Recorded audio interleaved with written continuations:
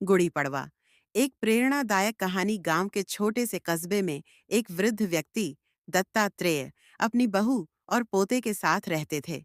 उनकी बहू सीमा का स्वभाव थोड़ा कठोर था और वह अक्सर दत्तात्रेय को बोझ समझती थी।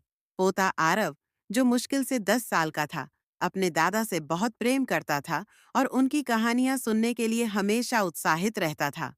गुड़ी पड़वा का दिन आ पहुंचा। पूरे गांव में खुशियों का माहौल था।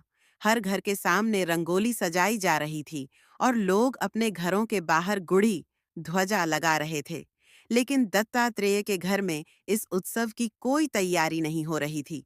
सीमा त्योहार की तैयारियों में व्यस्त थी, लेकिन उसने दत्तात्रेय से कोई बातचीत नहीं की।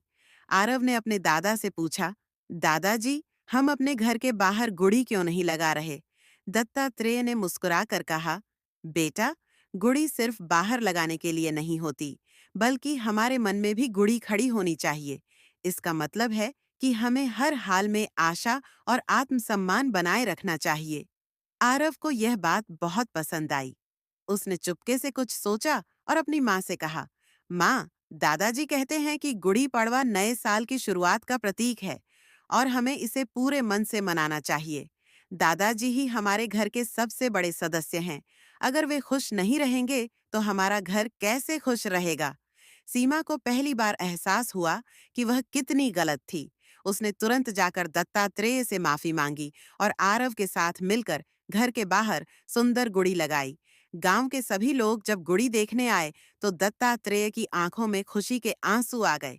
उन्होंने आरव को गले लगाते हुए कहा, तुम सच में इस घर की गुड़ी हो बेटा।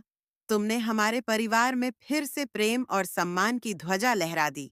उस दिन से उनके घर में हर साल पूरे हर्षोल्लास के साथ गुड़ी पड़वा मनाया जाने लगा। यह पर्व सिर्फ एक रस्म नहीं, बल्कि परिवार को जोड़ने वाला अनमोल क्षण बन गया। शिक्षा। गुड़ी पड़वा केवल एक त्योहार नहीं, बल्कि यह हमें यह सिखाता है कि आशा, प्रेम और सम्मान से हर समस्या का समाधान किया जा सकता है।